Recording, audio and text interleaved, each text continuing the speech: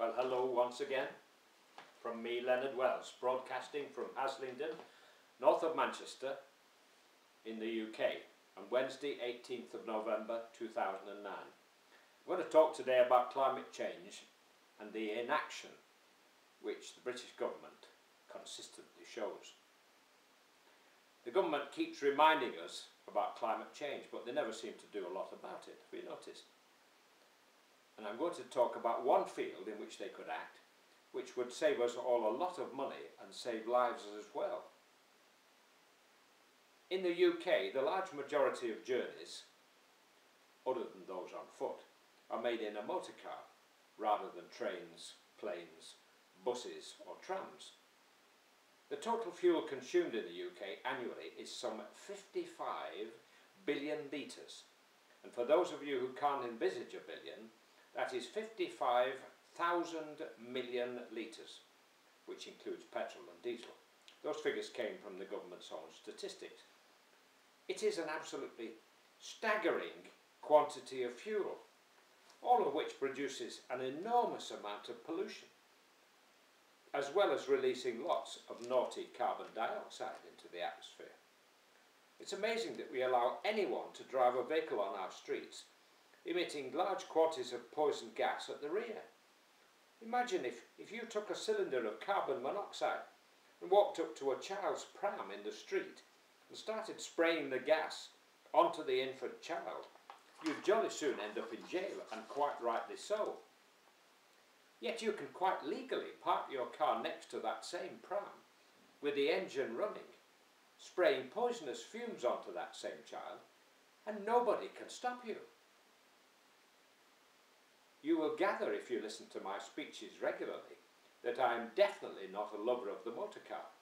It has killed and seriously injured more people than all the wars in the 20th century, and that takes some beating. It is a dreadfully inefficient way to travel. Did you know that less than 10% of the energy in the fuel gets to the wheels? Another statistic you may not know is that the steel wheel on a steel rail is 600% more efficient than a rubber-tied wheel on a road. You never hear that from the motor manufacturers. Have you ever noticed that whenever you see an advert for a new car, it's invariably shown in a completely empty landscape? Why? This is to brainwash us subliminally into associating the motor car with the freedom of the open road. It is also very addictive in its convenience, and few of us are really willing to sit down and work out what the miles we travel actually cost us.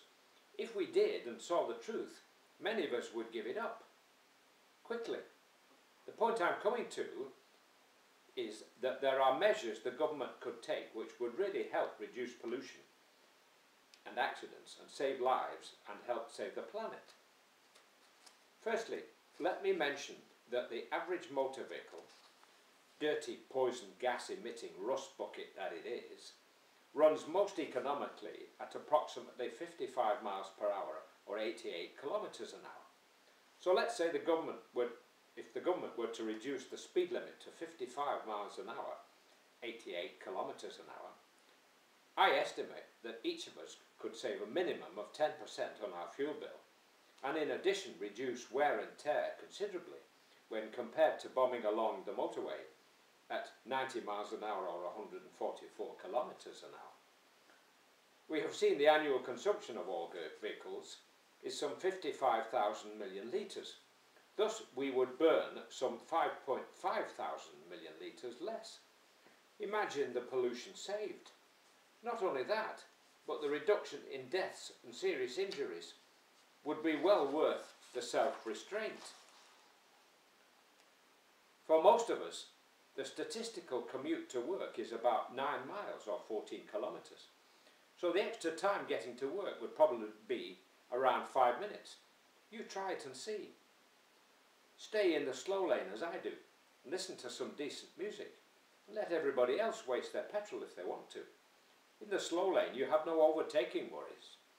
Everybody else is overtaking you, but they've got money to burn because that's what they're doing. But there is more. If If the government were really serious about reducing pollution and saving the planet, most traffic lights in this country are a joke. How many times have you sat at lights when there's nobody going the other way? Why can't you turn left against the red, for example? They do it in other countries, when there is nothing coming the other way. If most traffic lights were replaced by roundabouts, or were fitted with a gadget so that they didn't show red when there's nothing coming the other way, I estimate that we would save another 10% in our annual fuel burn, because nothing is more expensive than sitting with your engine ticking over. That's another 5,500 million litres of fuel we needn't burn and waste. And there is more. A roads in the UK are designed for getting from A to B, if you pardon the pun. They collectively carry the bulk of the traffic on our road system. But what do you find when travelling on them? Vehicles consistently badly parked, slowing all the traffic and very often causing one lane to stop to make way for the oncoming traffic. I see this all the time on my bus to Accrington. What we ought to do is make all parking on A roads illegal outside of the wee small hours.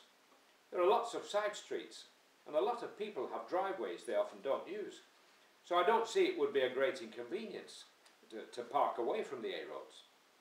My estimate, and here we go again, is that we could save yet another 10% of the fuel we burn currently per annum.